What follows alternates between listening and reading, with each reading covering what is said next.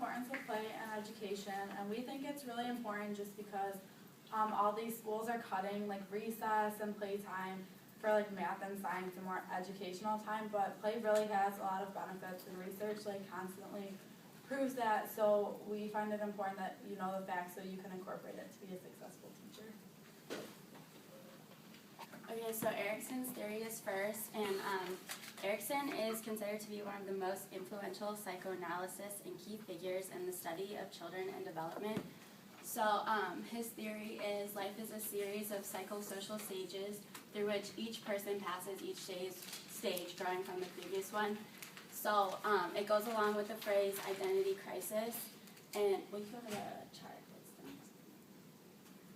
Okay, so this chart basically describes it that from infancy to old age, these are like the basic crises that people face. And if you say you're play age and you face initiative versus guilt, and if you successfully like overcome that, then you gain purpose from it. So it's like you go through these crises and throughout your life, and you should positively overcome them, so it gives you like a positive emphasis on life. And then, so that was the theories, like his 8 stages of psychosocial development.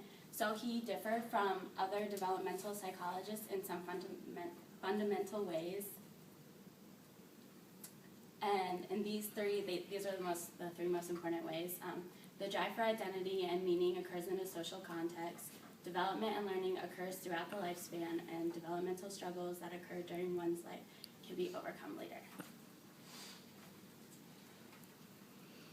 And then, for Erikson's theory in play, play is a critical part of children's total development.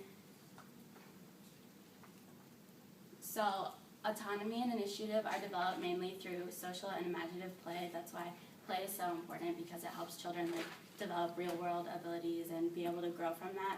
So, child's play is the infantile form of the human ability to deal with experiences by creating model situations.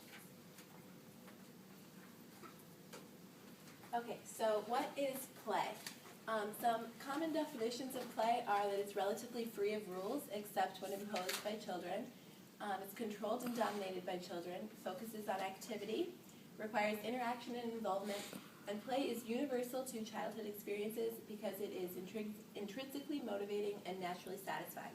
And play is basically like a way of life for children, and it's all children play, and so it's like a foundation for children. And so some types of play are solitary play, which is when children play on their own, and it begins usually around 1 year of age. Unoccupied play, which is random movements. They could be like wandering around, no like apparent goal of what they're doing. Onlooker play, which is when the children are watching or talking to people playing, but they're not actually participating. They're just showing an interest. Parallel play is playing alongside others, but not with them. So they're like playing the same activity, but they're not like communicating to each other. And associative play is involving social interaction, but there's no organization.